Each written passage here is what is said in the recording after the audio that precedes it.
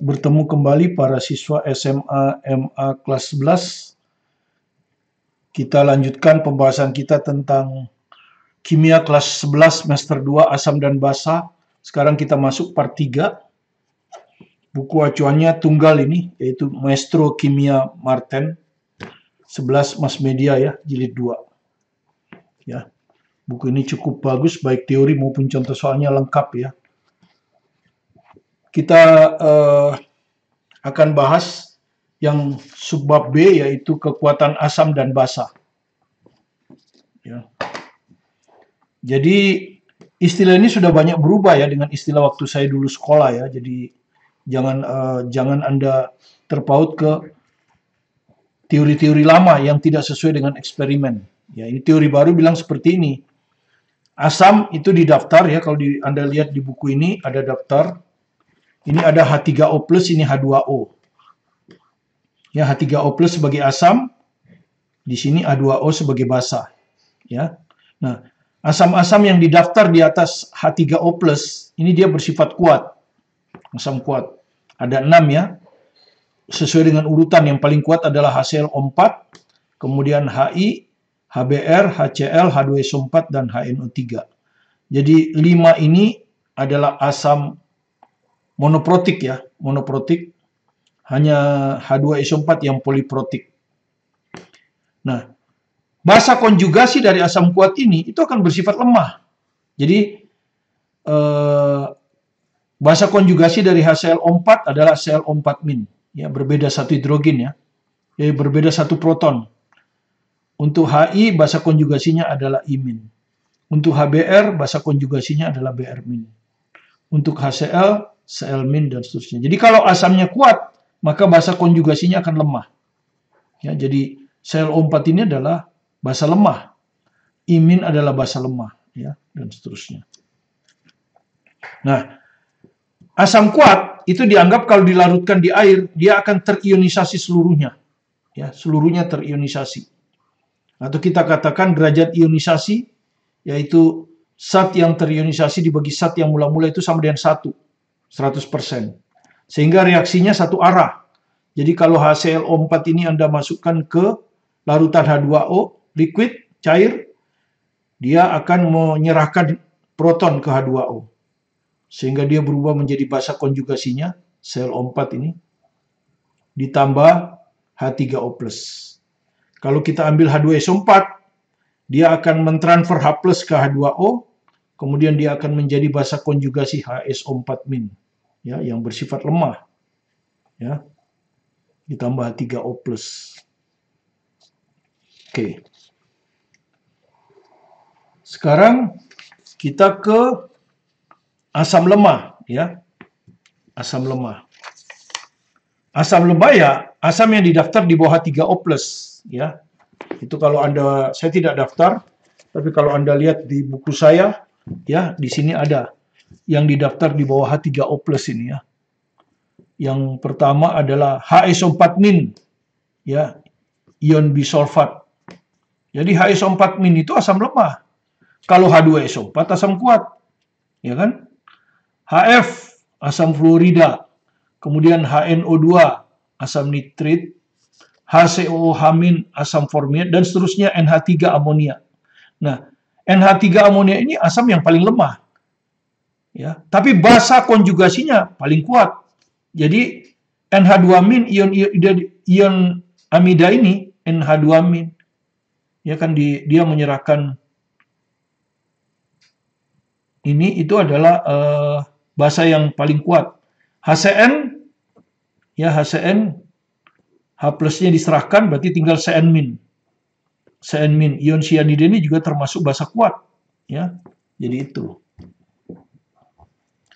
Kira-kira ya seperti itu. Jadi kalau asamnya kuat, basa konjugasinya lemah. Nah, untuk asam lemah dia hanya akan terionisasi sebagian kecil di dalam air. Dan biasanya dianggap untuk larutan encer tuh derajat ionisasinya lebih kecil dari 5%. Ya, ini pendekatan rumus nanti. 5% itu 0,05. Ya. Jadi hanya 5/100 bagian yang terionisasi. Sehingga di dalam air terjadi reaksi seimbang. Ya. Jadi kalau HF, asam lemah ini, dilarutkan dalam H2O, dia akan mentransfer H plus ke sini sehingga berubah menjadi F min, basa konjugasinya, ditambah H3O plus. Nah, setelah reaksi akan terdapat 3 ion. Ya, akan terdapat 3 spesies. Spesies pertama adalah F min, spesies yang kedua adalah H3O plus, dan spesies yang ketiga adalah HF sisa. HF sisa. Beda dengan yang ini. Kalau yang ini, setelah reaksi, yang asam kuat ini, maka di dalam larutan hanya tertinggal 2 spesies, yaitu ClO4 min dan H3O plus. Ya. Seperti itu. Karena ini reaksi seimbang. Kalau Anda masukkan asam CH3COH, asam asetat, ini akan ditambah dengan, kalau dimasukkan ke air, dilarutkan ke air, dia akan mengirim H plus, sehingga berubah menjadi CH3COO min. Ini adalah basa konjugasinya. Sifatnya tentu kuat, karena ini lemah ya. Ditambah H3O plus. Kira-kira seperti itu. Oke, kita lanjutkan dengan basa kuat. Ya. Nah, sama dengan asam kuat, basa kuat ini akan terionisasi sempurna di dalam air. Ya. Sehingga nanti akan ada hanya 2 spesies ya, yaitu asam konjugasinya ya, dan basa konjugasi ya. Jadi basa kuat itu ada 6, biasanya 3 itu alkali.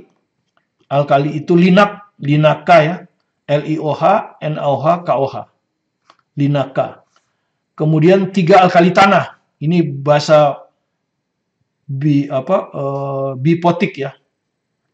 Jadi polipropotik tapi 2 ya, yang 2. Jadi Ca, jadi baca Sr ya, baca Sr. Ya baca Sr yang kalau diurutin kekuatannya Ca dulu. Jadi CaOH2, baru SrOH2, baru BaOH2.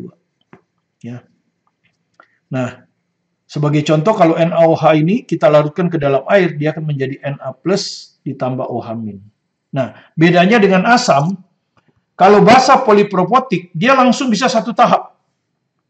Langsung satu tahap, CaOH2 akan menghasilkan 2 OH-.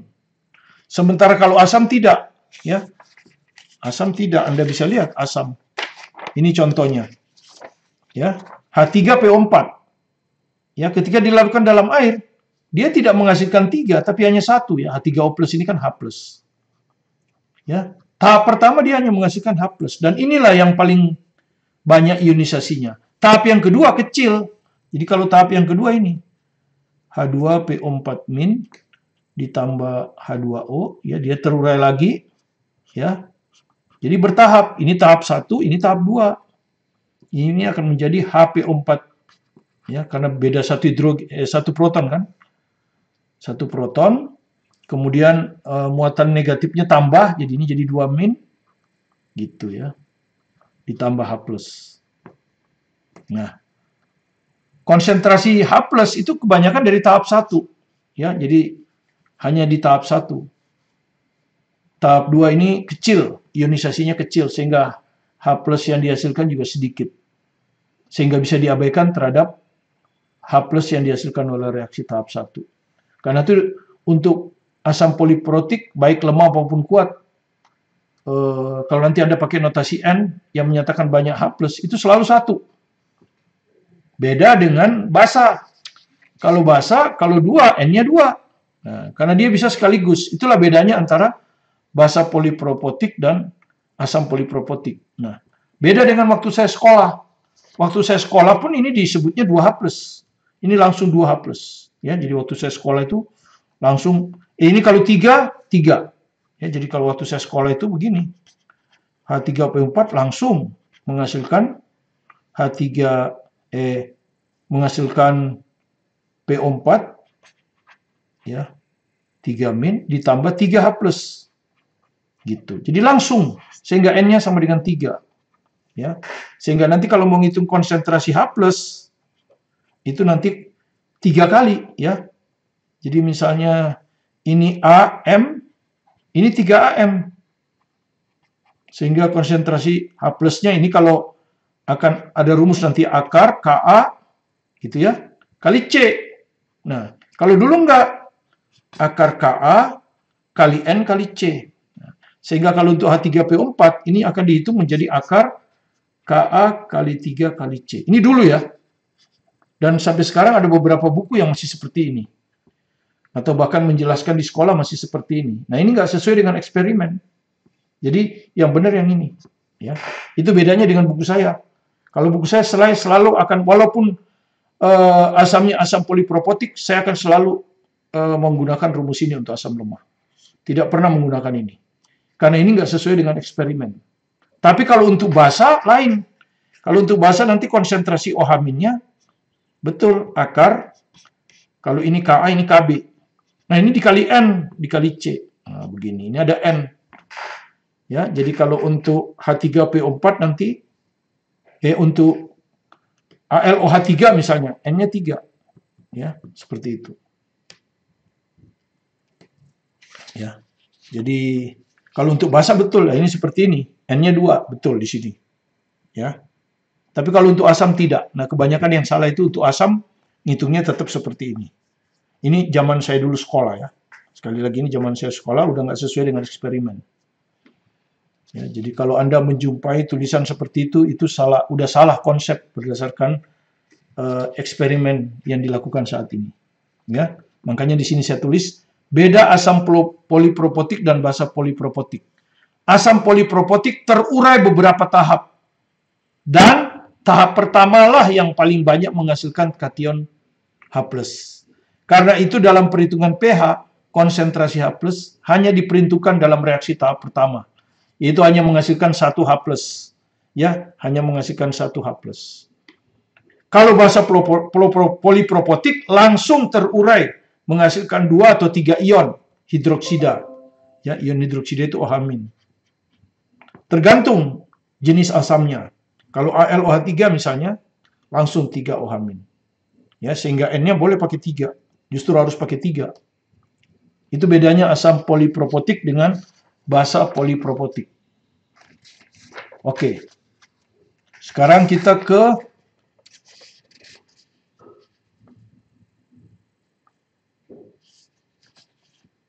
jadi basa lemah idem dengan asam lemah ya.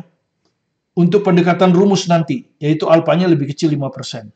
Nah, sekarang kita buat soalnya ya, di nomor 8 ini ya. Semua soal diambil dari buku biru ini ya, semua. Dan saya mengajarkan persis seperti buku biru ini. Sehingga ketika Anda belajar sendiri nanti bisa lebih mudah. Jadi, hitung pH dari larutan 0,001 M asam klorida. Ya, asam klorida. Nah, asam klorida ini kalau Anda lihat tadi termasuk asam kuat ya. Ciri-cirinya itu apa? Ka tidak diketahui. Anda lihat ya, Ka tidak diketahui. Itu ciri-ciri dari asam kuat. Ka-nya tidak diketahui. Nah, ini berarti ciri dari asam kuat ini. Ya. Kalau Ka diketahui, maka kita anggap itu asam lemah. Ya. Jadi seperti itu ya. Tadi sudah ada di daftar situ HCl ya. Itu yang ke 4 ya, jadi HCl4, Hi, HBr, HCl. Oke, jadi ini mudah saja. HCl mula-mula 0,001 ya, jadi ini reaksinya hanya satu tahap ya. Nih, begini. Ini tadinya 0. Ya, ini juga 0. Kemudian dia terurai sempurna, sehingga ini semua terurai. Nah, ya, makanya pakai min, sehingga sisanya 0 nanti kan. Jadi di dalam larutan sekarang nggak ada. Ya, terurai semua ya karena alfanya 1. Nah, yang terurai ini membentuk H+ sesuai dengan angka koefisien. Ini 1 1. Jadi kalau ini 0,01, maka ini akan terbentuk 0,0001. Ini juga, tapi ini kan kita nggak perlu ya. Jadi yang kita perlukan kan H+ saja. Ya. Ini ada, jadi konsentrasi H+-nya ya, asam kuat nih 0,0001 sama dengan 10-4. Ya, sehingga pH sama dengan min log konsentrasi H+. Ya, sama dengan min log 10-4. Jadi 4. Ya, jadi Anda perhatikan pH-nya lebih kecil dari 7 karena sifatnya asam kan. Ya, jadi tidak ada perlu Anda menghafal rumus. Ya, nggak buat apa menghafal rumus? Ini hitung aja konsentrasi H+ dari sini. Ya, nggak perlu ada rumus untuk asam kuat ini. Oke, kita lanjut dengan basa kuat. Ya, nah ini Anda lihat ya. Hitung pH larutan berikut. A. 0,01 m NaOH. Ya, Anda lihat. Ini akan terurai menjadi Na plus tambah OH-. Ya toh? Nah, ciri-ciri dari basa kuat juga KB-nya nggak diketahui. Ya, KB atau PKB ya, tidak diketahui. Karena PKB itu ada rumusnya, ada hubungannya dengan KB, yaitu min log KB. Oke, jadi ini 1. Jadi tinggal ini. NaOH-nya berapa? Ini 0,001. Kan begitu. Ini mula-mula 0. Begitu dilarutkan, ini semuanya akan terurai. Semuanya akan terurai. Nah, membentuk ini kan OH- dengan koefisien 1/1. Ya kan? Jadi 0,001 juga. Sehingga yang kita hitung konsentrasi OH- ya. Karena ini basa. Akan sama dengan ini. 0,001 ya. Jadi sama dengan 10-3. Nah, jadi yang kita dapat dulu POH ya. POH adalah min log konsentrasi OH-. Ya, jadi sama dengan min log 10-3 alias 3. Nah, Anda sudah tahu kalau pH kita anggap aja suhunya 25 derajat Celcius.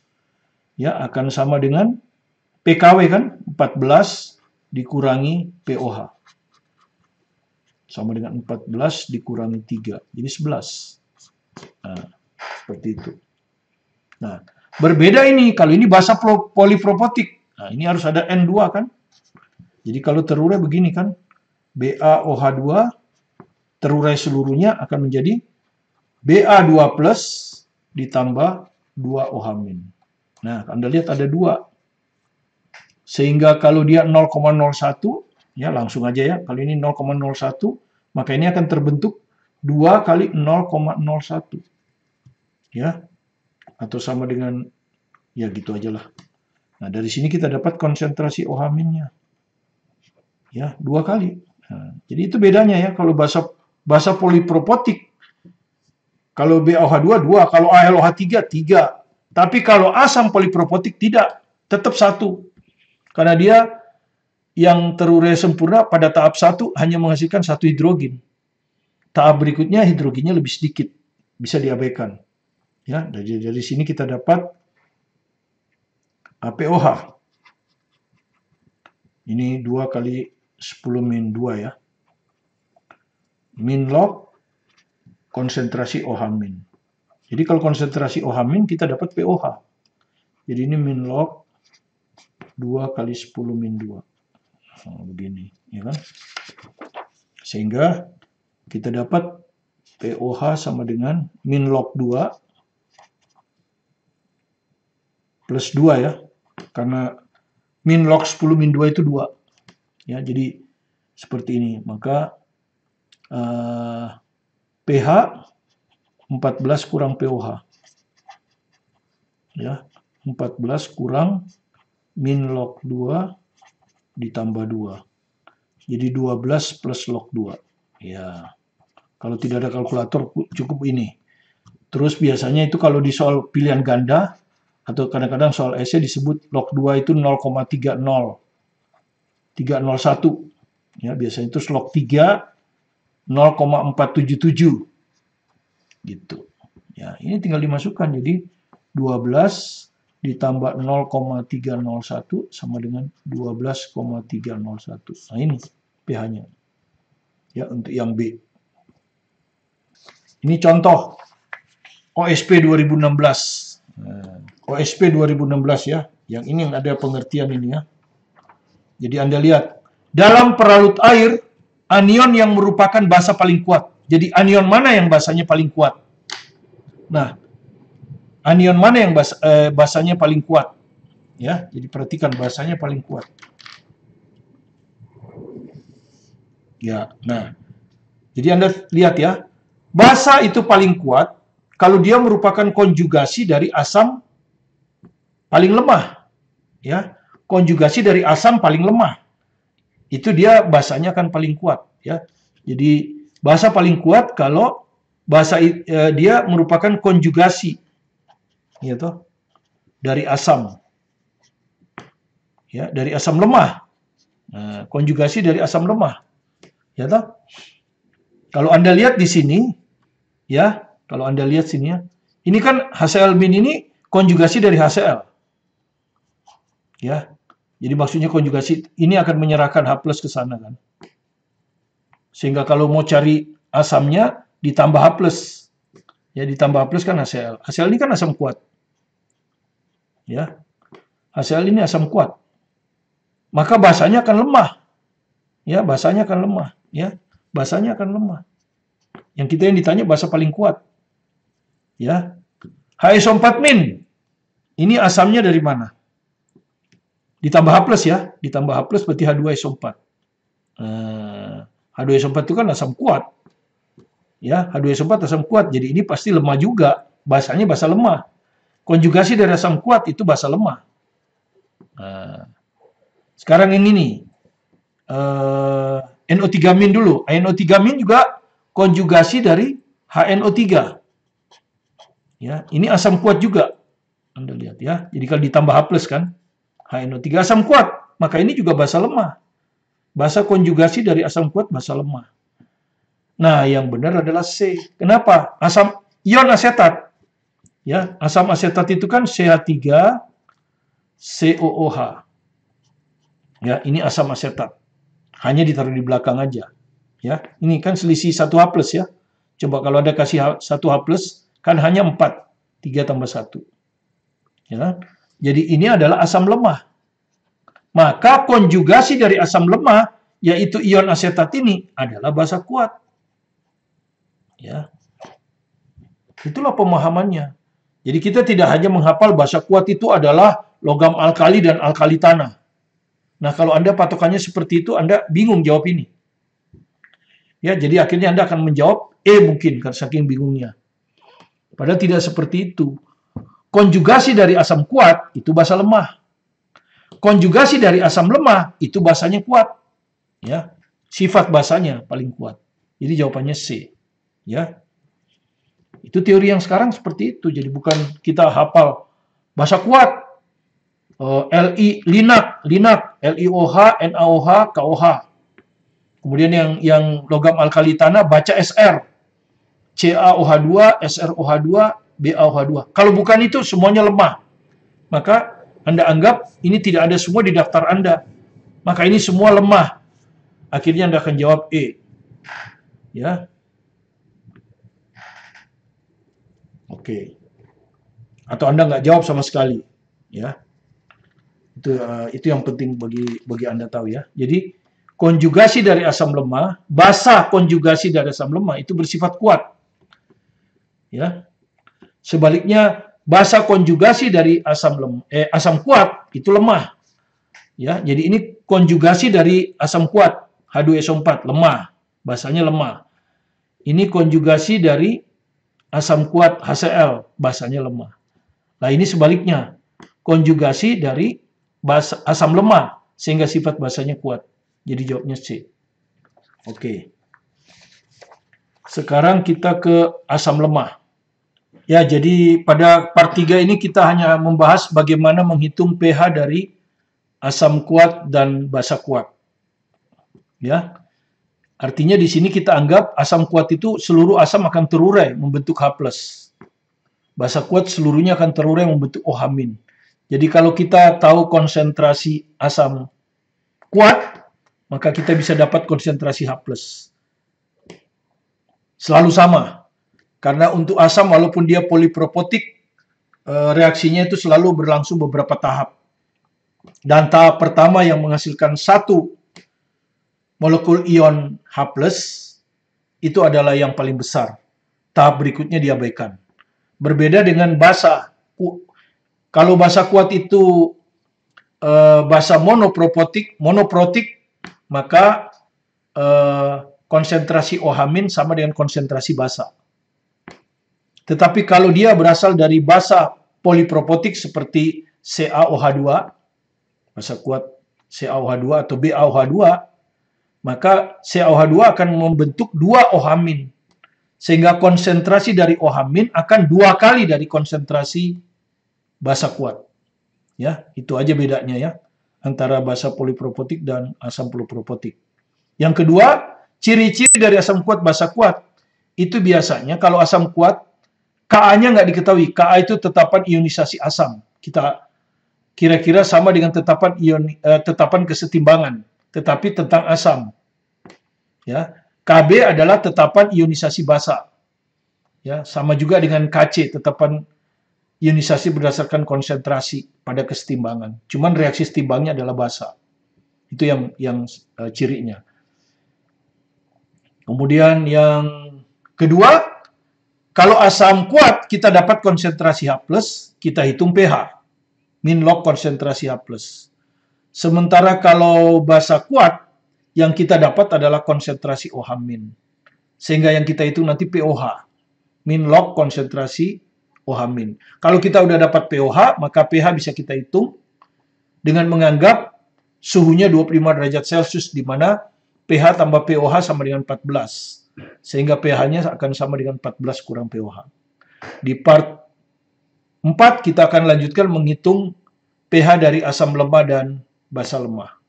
Terima kasih Anda telah berkunjung ke video pembelajaran kami. Semoga Anda bisa pelan-pelan memahami kimia dengan baik karena mengikuti ini dari awal sampai akhir. Jika Anda merasa video ini ada gunanya, silakan di-subscribe, like, komen, dan share ke teman-teman untuk belajar bersama, dan juga untuk mendukung tim kami menyediakan pembelajaran video yang lengkap.